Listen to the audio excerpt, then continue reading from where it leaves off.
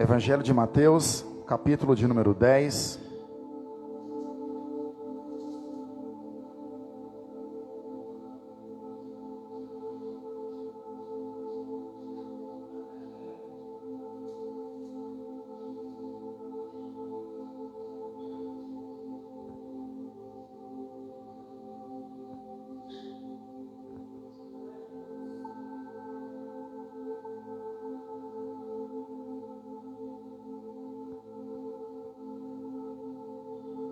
Evangelho de Mateus, capítulo de número 10, nós vamos ler do versículo 15 até o 15, versículo 5 até o 15. Vamos dar continuidade.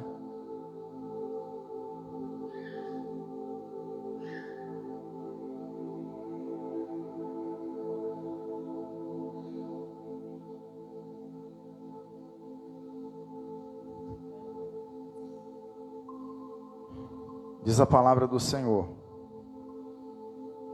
Jesus enviou esses 12, dando-lhes as seguintes instruções: não tome o caminho que leva aos gentios, nem entrem na cidade dos samaritanos, mas de preferência procurem as ovelhas perdidas da casa de Israel. Pelo caminho preguem que está próximo o reino dos céus. Cure os enfermos, ressuscitem os mortos, purifiquem leprosos, expulsem demônios. Vocês receberam de graça, portanto, deem de graça. Não levem ouro, nem prata, nem cobre em seus cintos, nem sacola venha sobre ela. Se, porém, nem sacola para o caminho, nem 2 túnicas, nem sandálias, nem bordão, porque o trabalhador é digno do seu alimento. E em qualquer cidade ou aldeia em que vocês entrarem, perguntem quem nelas é digno, e fiquem ali até saírem daquele lugar. Ao entrarem na casa, saúdem-na. Se a casa for digna, que a paz de vocês venha sobre ela. Se, porém, não for digna, a paz voltará para vocês. Se alguém não quiser recebê-los, nem ouvir as palavras de vocês, ao saírem daquela casa ou daquela cidade, sacudam o pó dos pés. Em verdade lhes digo que haverá menos rigor para Sodoma e Gomorra no dia do juízo do que para aquela cidade. Amém? Os amados podem sentar.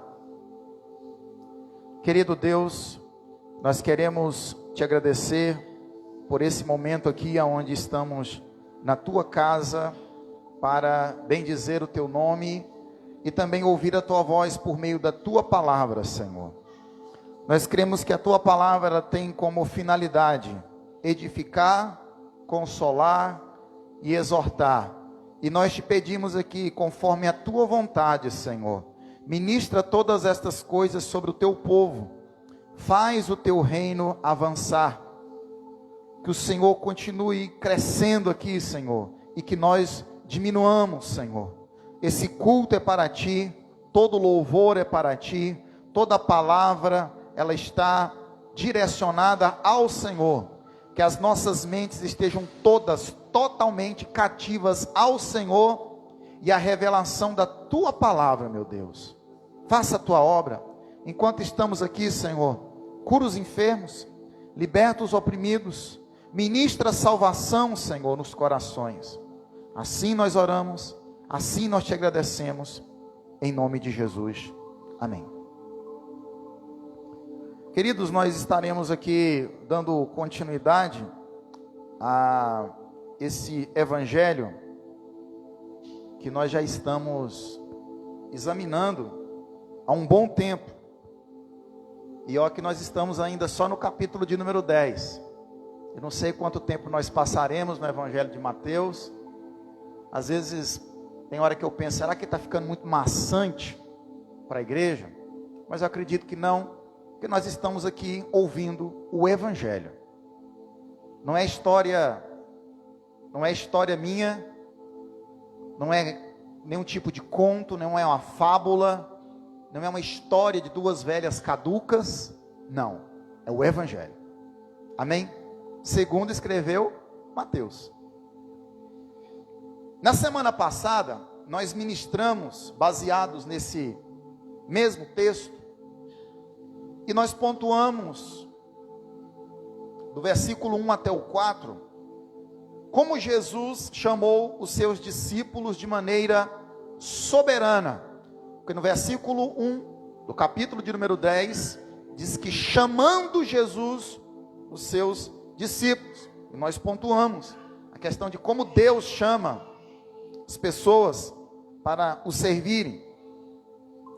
Depois nós pontuamos como Jesus, ele deu autoridade para os seus discípulos, que também foram chamados de apóstolos, para curar os enfermos e para libertar os oprimidos. Também tratamos a respeito da diferença entre os discípulos de Jesus. Não sei se os irmãos se lembram, nós falamos de como Pedro, ele era afoito, como Pedro trocava os pés pelas mãos, como era o temperamento de Tiago e de João, homens tempestuosos. Nós ouvimos ali a respeito de Mateus, que era um publicano, coletor de impostos. Nós ouvimos ali de uma diferença entre alguém que trabalhava para o império e de alguém que era contra o império, como Simão Zelote. Os zelotes eram um grupo muito bem organizado, que tinha como propósito vencer a espada, o Império Romano, e tomar novamente a autonomia, a liberdade e o poder de toda Israel e também de Jerusalém. No ministério de Jesus, nós estamos ali lidando o tempo todo com todas essas diferenças. Aprendemos sobre Jesus, que ele escolhe de maneira soberana, não fundamentada nos princípios que nós humanos nos utilizamos. Eu até disse na semana passada, que se fosse eu, ou talvez algum dos irmãos, que tivesse a oportunidade de escolher 12 pessoas, para dar seguimento ao seu ministério, eu duvido muito, que vocês escolheriam justamente os 12 que Jesus escolheu. Provavelmente não. Segundo é que quando Jesus chama, quando ele escolhe, ele se responsabiliza dando para essas pessoas autoridade. Durante o tempo que morei no Nordeste, eu sempre ouvi ali a irmã Nina dizendo que quando Deus chama, ele se responsabiliza. É que ele sempre mexeu muito comigo. Realmente, quando Deus chama, quando você tem uma certeza de Deus, que foi Deus que te chamou, que foi Deus que te escolheu, você dorme tranquilo. Você passa por adversidade, sim, você passa por luta, sim, você sofre, sim, mas você tem uma paz, porque você sabe que você está ali, porque Deus te colocou. E Jesus, além de os ter escolhido, Jesus também coloca sobre eles autoridade. Sabe, e o interessante é que os discípulos, eles tinham ouvido Jesus ensinar e tinham visto Jesus fazer no seu ministério. Não era apenas mera teoria filosófica, não era. Ele ensinava e fazia. Não é? Que nem você vai fazer um curso, aí você escuta ali a teoria, você vê o professor fazendo algumas coisas, mas de repente ele te dá a prova prática. Vai lá, agora faz você. É mais ou menos assim. Na verdade, mais ou menos não. Foi assim que Jesus fez. Amém?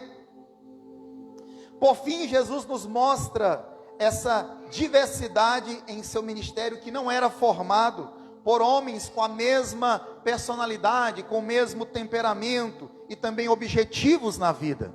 Cada um ali tinha uma cabeça. Nós falamos na semana passada que unidade não é uniformidade. Unidade não é uniformidade. Você pode ter na unidade essa multiforme diversidade de personalidades, de pessoas, de temperamentos. Retiramos 3 lições do texto. Primeiro, pensando que Deus nos chamou com propósitos bem definidos. Segundo, se a autoridade para expulsar demônios e curar enfermos é somente coisa do passado, ou se vale para hoje. Eu pergunto para você nesta noite, você crê que a autoridade que foi dada aos discípulos que foram chamados de apóstolos, se limitaram apenas a eles? Ou elas são uma evidência para a igreja de hoje, a igreja moderna? Vamos pensar sobre isso. E terceiro, pensar melhor sobre unidade, não ser sinônimo de uniformidade.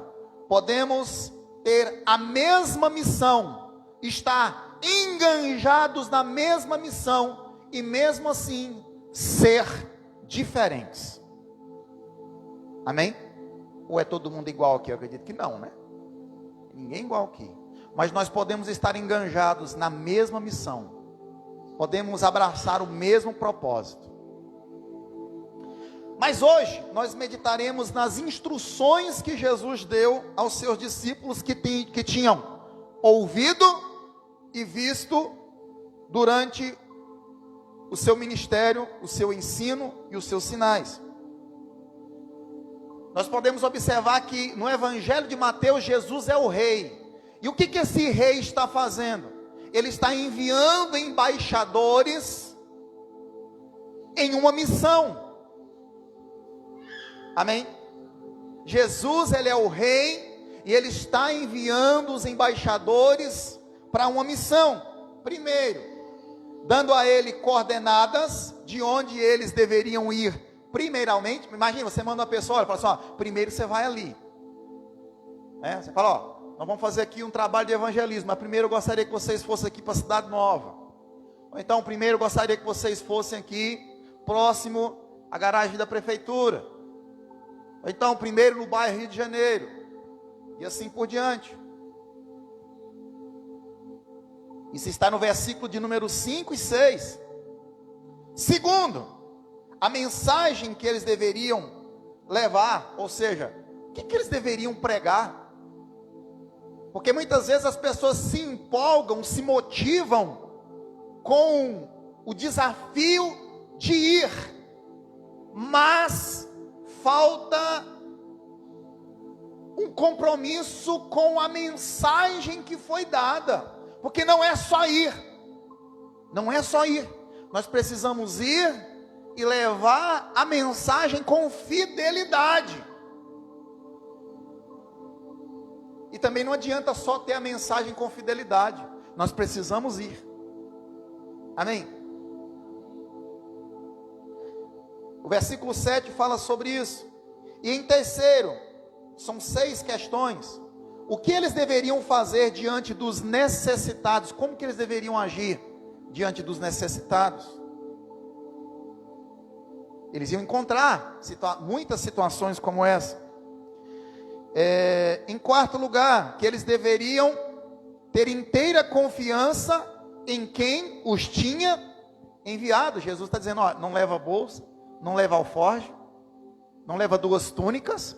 Jesus está trazendo essa seguinte orientação, ou seja, eles precisavam confiar profundamente, inteiramente na providência do Senhor durante essa missão, durante essa jornada. Quinto lugar, sobre como reagir e o que pensar diante das reações distintas que eles iriam encontrar nessa missão. Eu esqueci aqui de pontuar, né? Como que nós devemos também nos comportar com as pessoas que nos recebem bem? Há um limite? Há uma orientação de Jesus no que diz respeito a isso? Sim. Jesus, ele instrui os seus discípulos, diz, olha, se você chegar lá e for bem recebido, façam isso. Mas para ganharmos tempo, em primeiro lugar, Jesus ele deu coordenadas aos discípulos daquilo que era prioridade naquele momento de sua missão. Qual era a prioridade? Que eles deveriam ir às ovelhas, primeiramente, as ovelhas perdidas da casa de Israel. Pastor, era proibido então pregar para outros que não fossem ovelhas perdidas da casa de Israel? Não era proibido, mas a prioridade era, naquele momento, as ovelhas perdidas da casa de Israel. Amém? Assim como Deus pode colocar sobre os nossos ombros, irmãos, uma missão, e nessa missão Deus nos dá a seguinte coordenada: ora, eu quero que primeiramente você faça isso, que você alcance tais pessoas, tais grupos. Você crê nisso, meu irmão? Que Deus pode fazer isso? Tem, irmãos. O ministério ele é multiforme. E nós precisamos entender, ter a percepção, ter a sensibilidade para ouvir Deus quando Ele nos orienta nesse sentido. A missão é para pregar para todos, mas em certos momentos Deus diz: vá até tal lugar.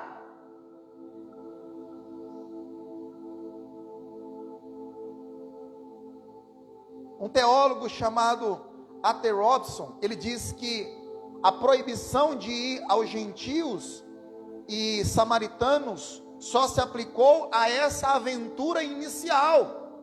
É só para aquela primeira missão. Porque Jesus ele levantou ali entre os seus, quando ele está dando as suas últimas instruções antes de subir até os céus, ele diz: Judeia, Samaria, Jerusalém, Judeia, Samaria e os confins da terra. Pregai o evangelho a toda criatura. Mas essa primeira missão estava focada primeiramente nas ovelhas perdidas da casa de Israel. Amém? Então esse aqui é o nosso primeiro ponto. Segundo, qual mensagem ou que mensagem eles deveriam levar? No versículo de número 7. Qual a mensagem que Jesus está dizendo que eles deveriam levar? Ou o que eles deveriam pregar? Jesus diz assim, ó: pelo caminho preguem, que está próximo o reino dos céus. Essa era a mensagem de Jesus. Diferente um pouquinho daquilo que a gente está ouvindo hoje, né? Ou é igual? É não. O que a gente escuta hoje de pregação não tem nada a ver com isso aqui, irmãos. Jesus orientou, deixou bem claro: anunciem que o reino de Deus está próximo. Os discípulos, eles não criaram a mensagem, eles apenas a entregaram. Eu estava dizendo para o Nicolas, não sei se foi sexta-feira que a gente conversou, que imagine que ele joga um futebolzinho na escolinha lá do Jardim Planalto, né? E eu diga para ele assim: olha, fala para o seu professor isso e isso aqui. Fala assim: ó, você não vai treinar terça-feira, porque você não pode, porque você tem um compromisso, assim, assim, assado. E ele chega lá e ele inventa uma história para o professor dele. Imagine como que eu vou me sentir.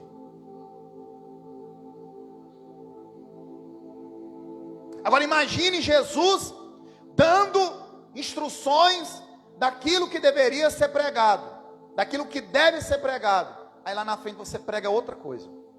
Você até vai, você tem até a atitude, você tem a iniciativa, até entusiasmada de ir, mas quando chega lá na frente você fala: não, eu acho que eu vou inventar um negócio bonito aqui, que chama mais atenção, mais palatável, mais audível. Mas não é o evangelho. É qualquer coisa, mas não é o evangelho.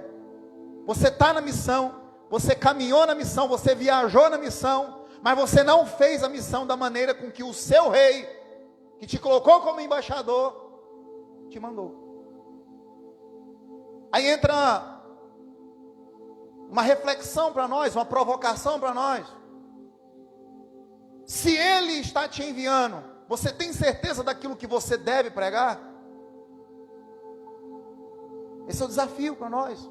Você tem certeza do que você deve pregar? Aqui ficou muito simples, ficou muito claro. Não podemos, como embaixadores, entregar uma mensagem que o nosso rei não nos mandou entregar. Pregue o evangelho. Não inventem mensagem. Sabe por quê? A mensagem não é nossa, a mensagem é de Deus. Os profetas do Antigo Testamento, sabe o que eles diziam? Assim diz o Senhor. Sabe por quê? Porque era o Senhor que estava dizendo. Por isso, meu irmão, orei em pé e 2 pezinhos para trás, com essas pessoas que não tem nenhum pingo de temor, que ficam inventando profecia, profetada, adivinhando CPF, placa de carro, endereço da sua casa. Isso não é o evangelho, isso não é a mensagem de Deus. Isso chama-se exibicionismo e charlatanismo. Charlatão. Isso não é a mensagem do evangelho. Você chega ali, você está ali, né, dentro de um ambiente de culto, e a pessoa está preocupada em falar o irmão ali qual que é o CPF dele. Isso não é o evangelho. O evangelho aqui era a mensagem que Jesus tinha colocado sobre os ombros dos seus discípulos. Terceiro ponto aqui, junto da mensagem está o cuidado com os necessitados, que deve ser feito sem querer nada em troca. Olha o que está no versículo de número 8, se você tiver com a sua Bíblia aberta ainda. Cure os enfermos, ressuscitem os mortos, purifiquem os leprosos, expulsem demônios. Vocês receberam de graça, portanto deem de graça.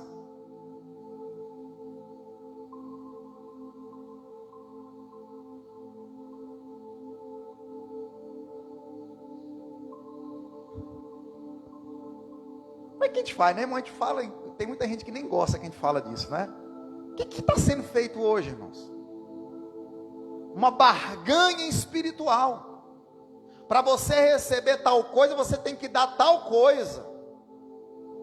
Tem gente vendendo bênção. Mas o que Jesus está, como que Jesus está instruindo os seus discípulos? De graça. Faça de graça. É graça, irmãos. Você foi curado? Graça de Deus. Jesus te libertou? Graça de Deus. Jesus te deu vitória? Graça de Deus. A porta se abriu? Foi graça de Deus. Você teve vitória no seu casamento? Graça de Deus. Você está bem com Deus? Foi a graça dele sobre a tua vida. É de graça. Você não tem que pagar nada. Você não tem que comprar a bênção. Bênção não se compram.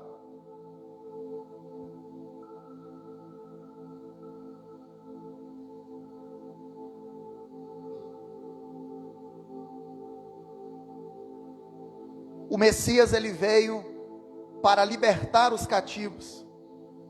Ele se manifestou para libertar os oprimidos do diabo e desfazer as suas obras. Missão de Jesus: libertar os oprimidos, desfazer as obras do diabo.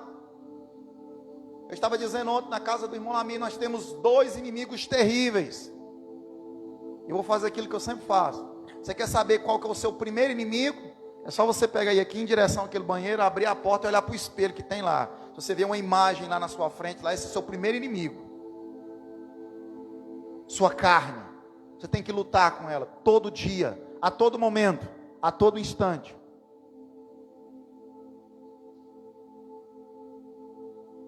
E para piorar a nossa situação, ainda tem Satanás ainda. Inimigo que não dá sossego. 24 horas pelejando contra nós. Está ao nosso derredor, bramando como um leão. procurando nos tragar. Você tem dois desafios: lutar contra você mesmo e ainda lutar contra o diabo. Tem gente que quer culpar só o diabo, né? É mais fácil, né? Eu sou uma vítima do diabo, pastor. Ou então, como eu estava dizendo ontem, né? Pastor, o diabo está furioso contra mim. É? Que momento que ele nunca ficou? Porque se ele não tiver furioso com você, tem alguma coisa errada, né? Se ele tiver de boa contigo, se ele estiver fazendo assim, aí, brother,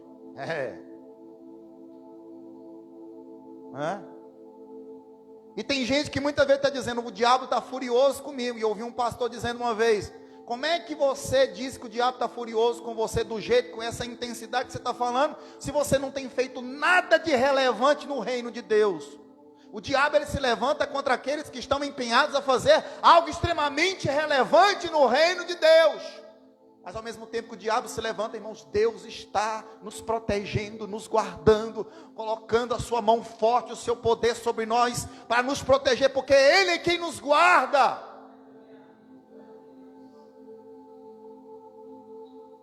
Mas Ele veio, irmãos, Jesus, para desfazer as obras do diabo. Charles Spurgeon, um teólogo, ele chama atenção para o fato de que esses atos de misericórdia estão em escala ascendente. Tudo isso poderia ser feito sem dinheiro ou recompensa. As capacidades não tinham sido compradas, e suas mensagens não deveriam ser vendidas, ou os discípulos pagaram alguma coisa. Muito pelo contrário, quando você vê lá no livro de Atos alguém interessado a comprar unção, comprar o poder do Espírito Santo, comprar os sinais, essa pessoa foi advertida.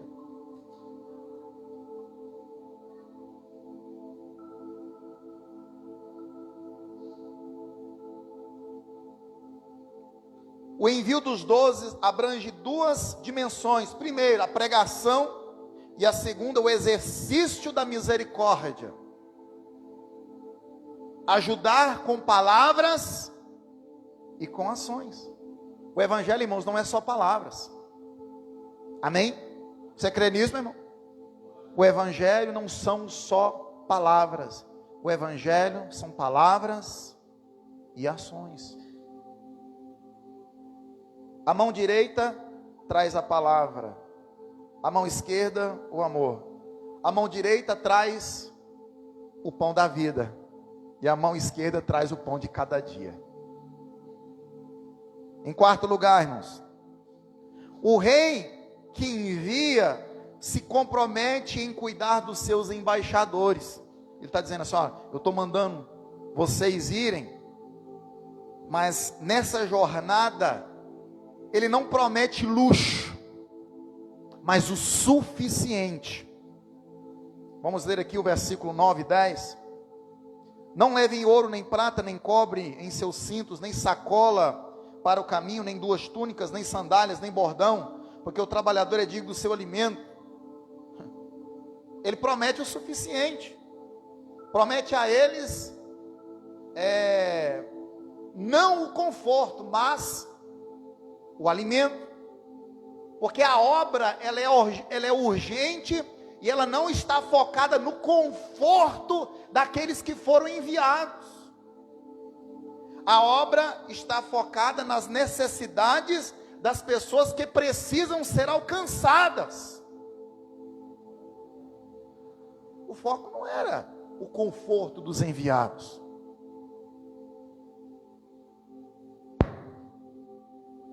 Eles deveriam viajar sem carga. Para quê? Para poder ir mais longe e mais rápido. Com muita carga, eles andariam um pouco e não conseguiriam desenvolver bem a sua viagem. Jesus, ele promete uma provisão adequada. O pregador, o ministro, que está centrado no dinheiro, em vestes, diversões e buscas por prazeres, evidentemente está compreendendo mal a sua vocação.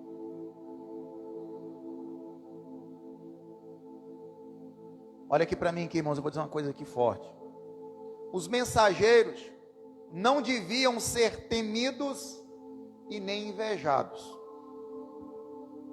Eles não deviam fazer a obra de Deus, da obra de Deus, uma fonte de lucro.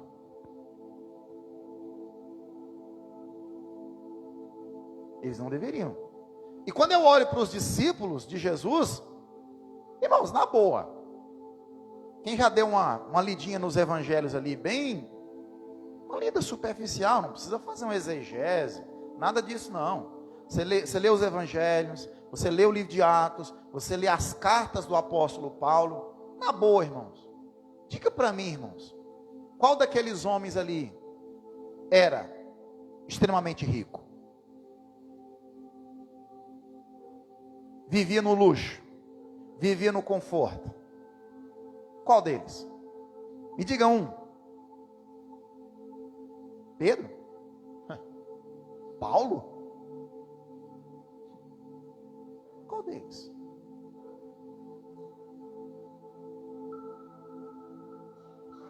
Mas Jesus cuidou de cada um deles. Jesus deu para ele aquilo que era necessário.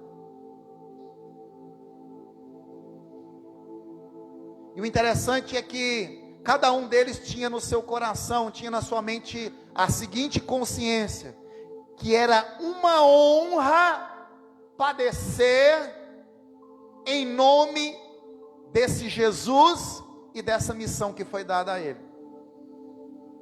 Era uma honra. Todo sofrimento, toda perseguição, toda calúnia, toda surra que eles levavam, eles se alegravam. Porque Jesus diz: alegrai-vos, exultai-vos. Mateus capítulo 5, versículo 11. Grande é o vosso galardão no céu, porque assim foram como os profetas que vieram antes de vocês. Em quinto lugar, eles precisavam ser prudentes e sábios quando eles fossem recebidos. Versículo 11 e 13. Em qualquer cidade ou aldeia em que vocês entrarem, perguntem quem nelas é digno, e fiquem ali até saírem daquele lugar. Ao entrarem na casa, saúdem-na. Se a casa for digna, que a paz de vocês venha sobre ela. Deus está falando: olha, você vai chegar em certo lugar, vocês vão ser bem recebidos. E ele dá algumas orientações. Eles que eram bênção nas mãos de Deus, deveriam ir como uma bênção para as famílias que eram dignas, que abriram as portas da sua casa. Irmãos, eu digo para você, irmão, como é bom, né? Você poder ir na casa de alguém e aquela pessoa abrir a porta da casa dela para que você pregue o evangelho. Não é uma satisfação muito grande? Não é uma alegria? Jesus disse que isso aconteceria. No mesmo instante, no mesmo momento que tem muita gente que não quer abrir, que rejeita, que fecha a porta, diz aqui não, vai chegar certo momento que você vai encontrar lugares que a pessoa: por favor, entre aqui, eu preciso ouvir uma palavra, ore por mim.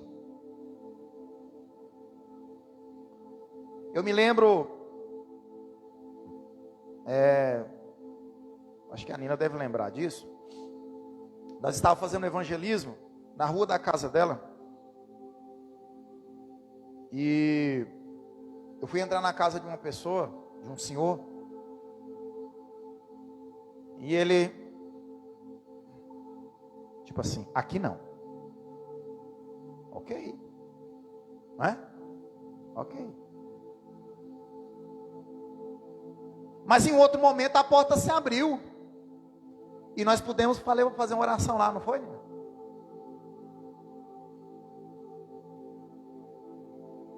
Tem momento que isso acontece, irmãos.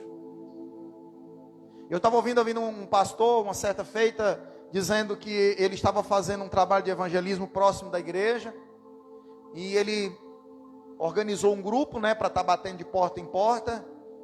Aí ele bateu na porta de um, aí todo o pessoal finge que está dormindo, né? Tem uns que fingem que está dormindo, tem uns que fingem que saiu, aquele silêncio, né, no tribunal. Mas de repente um bateu, aí demorou para dar um sinal, e o pastor disse que uma voz lá do fundo: espera aí. Não vai embora não, eu preciso de uma oração. Amém? Jesus disse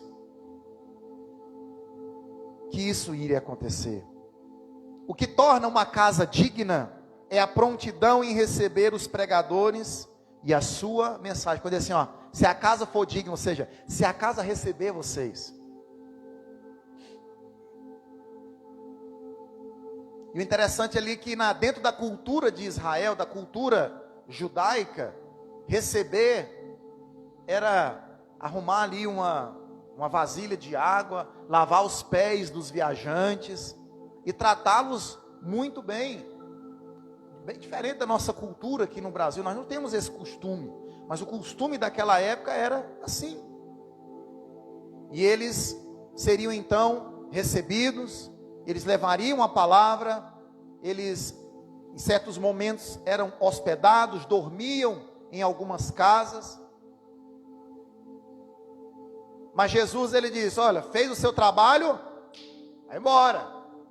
Fez o seu trabalho, siga em frente. Nos dias de Paulo acontecia que as pessoas recebiam e o pregador itinerante não queria ir embora. Aí Paulo falou, olha, vocês estão demorando demais na casa de certas pessoas aí e não é para fazer isso. É que nem aquele irmão que vai na sua casa todo dia, só na hora do café. Só na hora do almoço. Não é? Só chega na hora do café, só na hora do almoço, só na hora do lanche. Eu uma vez estava trabalhando numa obra e tinha um camarada lá que ia lá todo dia na hora do lanche. Ele sabia direitinho a hora que o pessoal lanchava, ele chegava lá. Só na hora do lanche.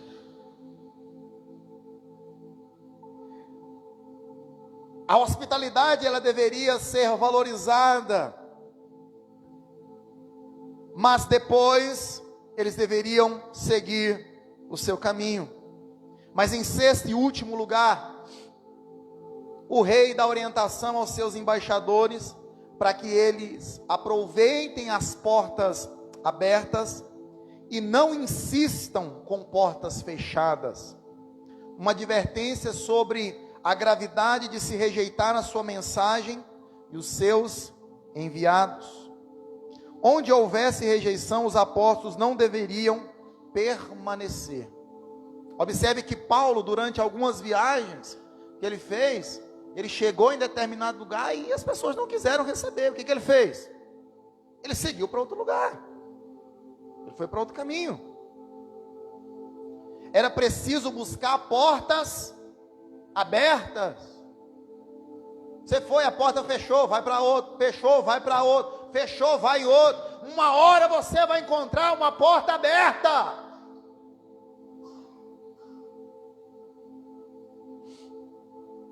Paulo orou por portas abertas. E onde elas se abriram, ele permanecia pregando. Mas aonde elas se fechavam, ele temia ir embora. O critério do investimento era vislumbre de portas abertas.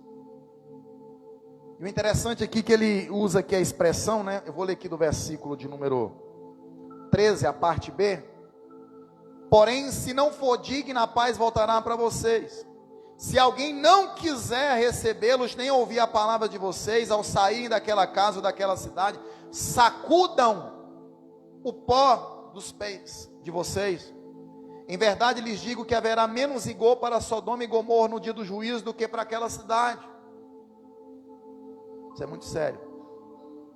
Um teólogo chamado Charles Spurgeon, ele vai dizer que as cidades malditas de Sodoma e Gomorra parecem ter tido uma terrível condenação. Lembra lá de Sodoma e Gomorra? Nos dias de Abraão, foram destruídas. Estava lá Ló, o sobrinho de Abraão, saiu juntamente com a sua família, sua esposa, olhou para trás, se tornou uma estátua de sal. Toda aquela terra bonita, produtiva, rica, ela foi destruída por causa da sua pecaminosidade. Atos terríveis de pecados eram cometidos naquela terra, naquela região, embora ela fosse muito próspera e muito boa. Eles tinham recebido uma sentença, um juízo de Deus. Mas Jesus está dizendo que aqueles que não recebem a mensagem daqueles que são enviados do Senhor, a condenação para essas pessoas que não recebem vai ser pior do que os de Sodoma e Gomorra. Porque, irmãos, deixa eu explicar uma coisa para vocês aqui, ó. Assim como no céu, quem for para o céu, que a maravilha é ir para o céu, não é? Quem quer ir para o céu aqui? Todo mundo, né? Mas você sabe que lá no céu tem gente que vai receber mais recompensa, menos recompensa, e tem gente que não vai receber nenhuma recompensa, mas vai para o céu, não é? Mas no inferno é do mesmo jeito. Tem gente que vai para o inferno, tem gente que vai sofrer mais rigor, tem gente que vai sofrer menos rigor. Vai ter mais sofrimento, um lugar de mais sofrimento. Que o inferno já é terrível, porque o inferno ele é um estado eterno. Muitas pessoas dizem, não, o inferno é um estado de alma que você vive, é uma fase da sua vida. Aquelas pessoas dizem, nossa, eu estou vivendo um inferno. Não, irmão, isso não é inferno, isso é um vício de linguagem, que muitas pessoas dizem, afirmam, pensando que isso já é o inferno. Irmão, essa terra aqui, esse mundo aqui, por pior que seja a situação da sua vida, não se compara ao inferno, porque o inferno é sofrimento eterno. Assim como no céu, a alegria, o gozo, a bênção, a presença dele é eterna. Amém? Da mesma forma que você crê num céu eterno, você também precisa entender que a Bíblia fala de um inferno eterno. Que nós vamos passar, não com esse corpo físico aqui, porque esse corpo aqui, irmãos, ele vai para o pó. Agora existe uma parte imaterial dentro de nós que sobrevive, que vai passar por tudo isso.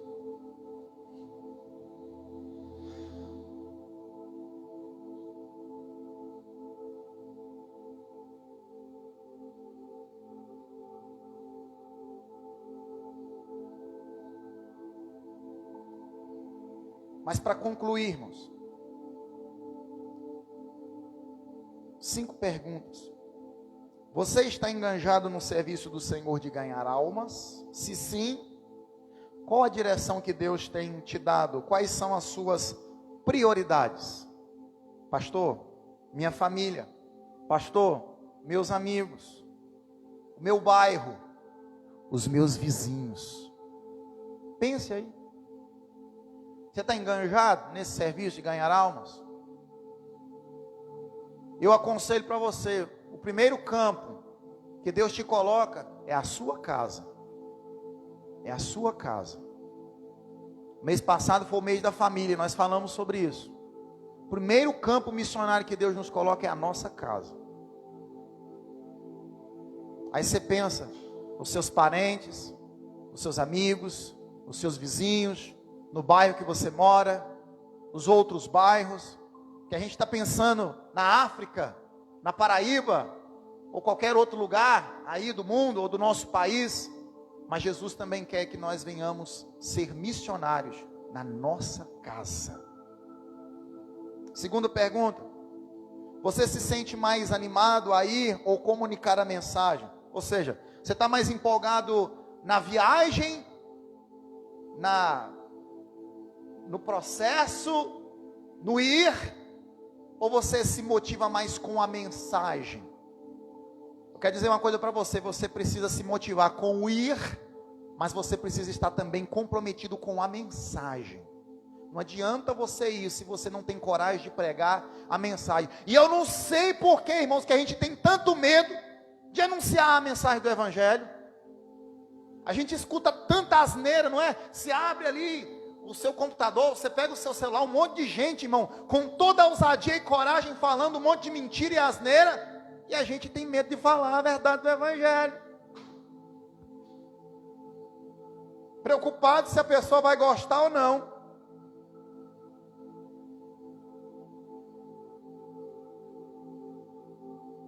Terceiro, você se sente motivado pela palavra a orar pelos enfermos e a expulsar demônios? Acho que eu fiz essa pergunta aqui várias vezes, né? Você se sente motivado a orar pelos enfermos? Eu falei na semana passada por que muitas vezes Deus não está agindo tanto, com tanta evidência, com tantos exemplos, com tantos sinais no nosso meio. Provavelmente porque nós não temos exercido a nossa fé, nós não temos colocado as mãos sobre os enfermos. Porque muitas vezes parece que orar pelos enfermos é serviço só do pastor da igreja. Você não crê, irmãos, que essa autoridade para a enfermidade, para libertar, é sobre os discípulos? Você é um discípulo de Jesus? Então use ela para a glória de Deus. Em quarto lugar, você crê que quando Deus envia, Ele cuida? Ou ainda tem medo? Ele cuida. Ele tem cuidado de mim, irmãos. Tem hora que a gente fica meio balançado. Mas cada vez que eu começo a refletir e a pensar, Deus tem cuidado de mim. Amém? Eu pergunto para você nessa noite, tem cuidado de você? Tem cuidado de você? Então não tenha medo de fazer a obra dele, de se enganjar. Ele vai cuidar de você, como ele sempre cuidou. E por último, você já foi desprezado ou rejeitado quando pregou a mensagem de Jesus? Você tem certeza que foi por causa da mensagem? Como você se sentiu? Deixa eu, só para encerrar aqui, irmãos. Muitas vezes a gente pensa que a pessoa se ofendeu por causa da mensagem. Muitas vezes as pessoas que a gente prega, elas não se ofendam com a nossa mensagem, elas se ofendem com o jeito ignorante em que você transmite a mensagem. Seja sábio. Não é muitas vezes a mensagem, às vezes é o jeito que você fala. Transmita a mensagem com amor e com reverência. Amém?